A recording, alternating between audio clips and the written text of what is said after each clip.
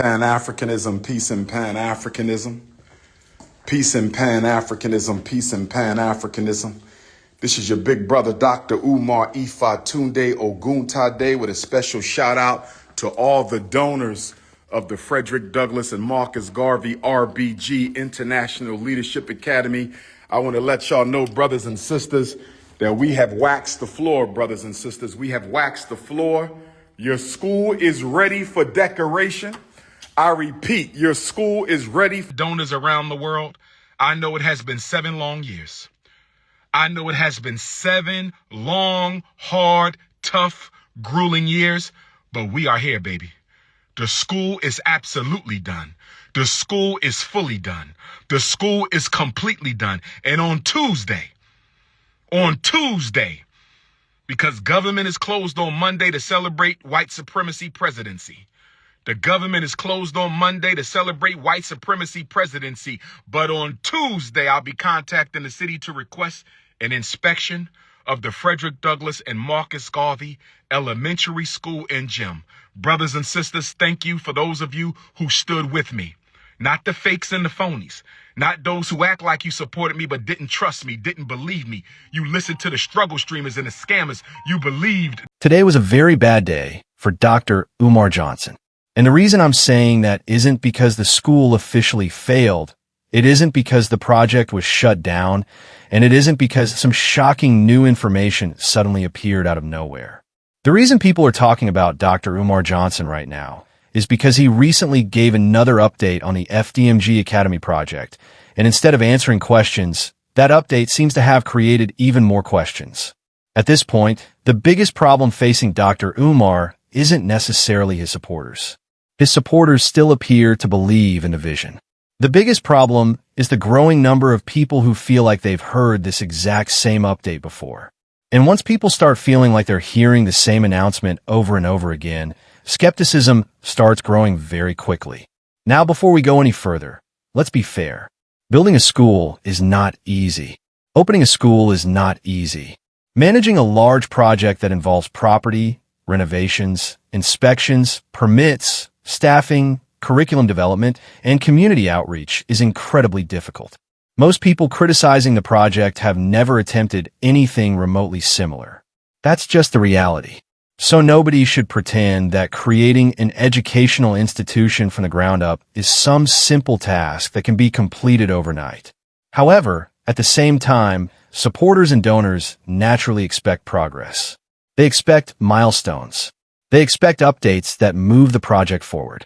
And when years pass and people continue hearing similar announcements, some begin asking whether the project is actually approaching the finish line or whether the finish line keeps moving further away. The latest controversy started after Dr. Umar shared what was presented as a major update regarding the school.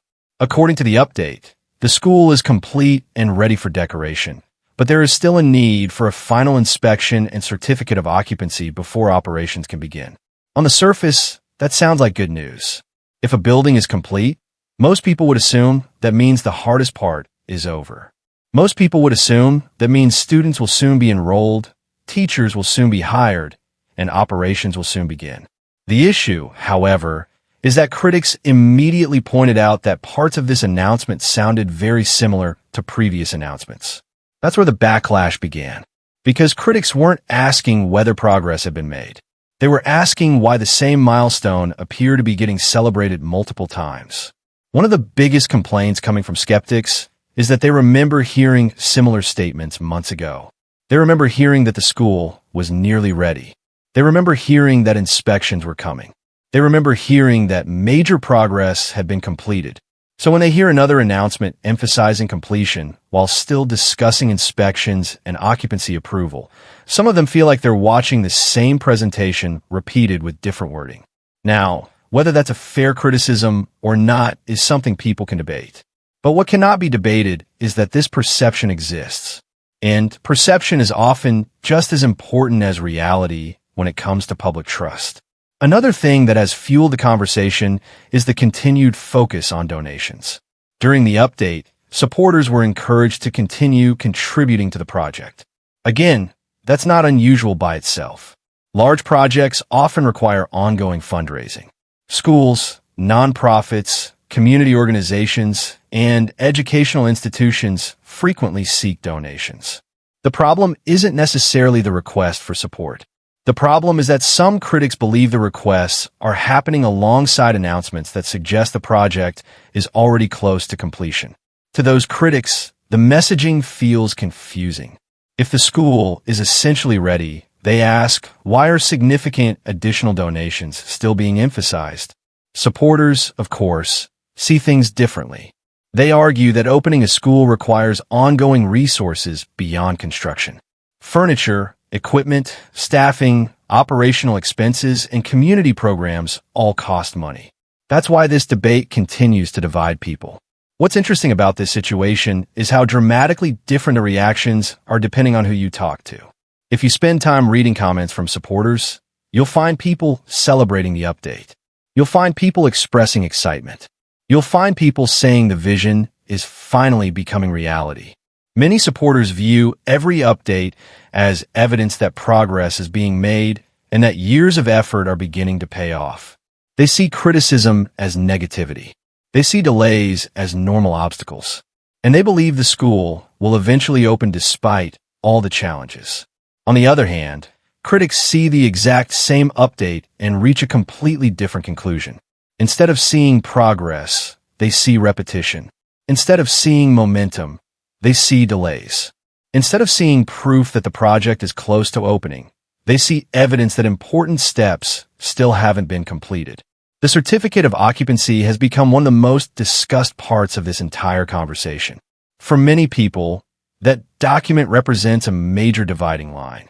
Until a building receives the necessary approvals, critics argue that declarations about being ready to operate are premature. Supporters respond by saying that being one inspection away from opening is still significant progress. That's why this debate continues to generate so much attention. Both sides are looking at the same information, but interpreting it very differently. One side sees a nearly completed project being delayed by bureaucracy.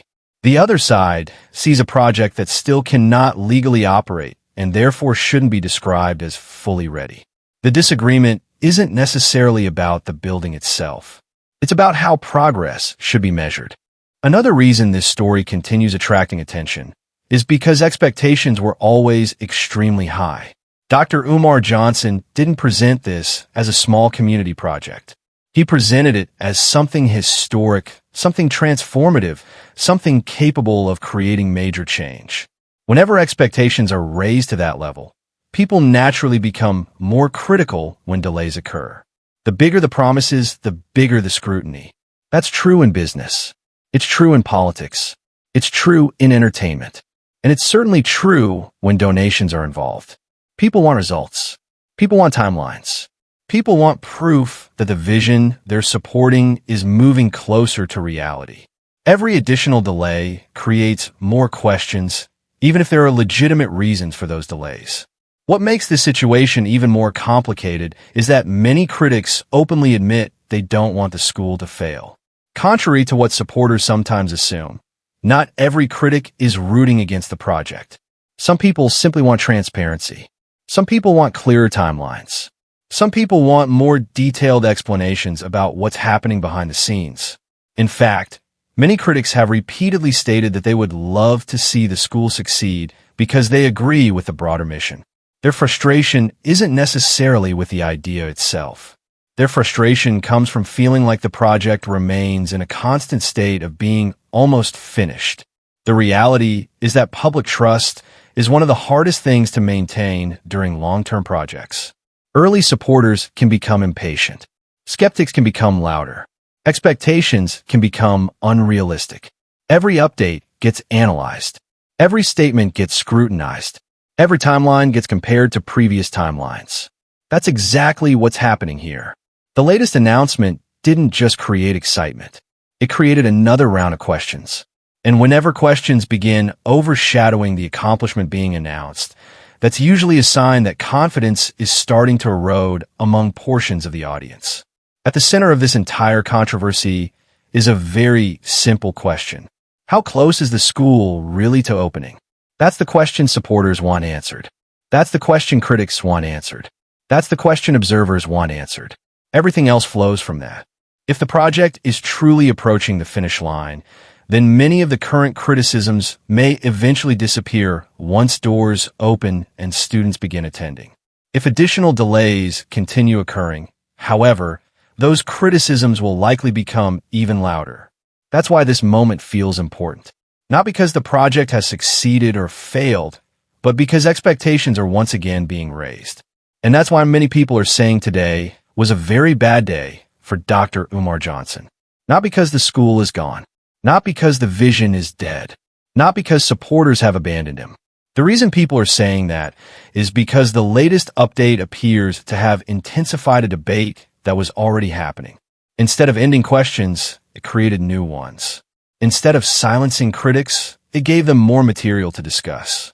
And instead of producing universal excitement, it further divided supporters and skeptics. Whether the school ultimately opens or not, one thing is clear. The pressure is increasing, the scrutiny is growing, and more people than ever are paying attention to what happens next.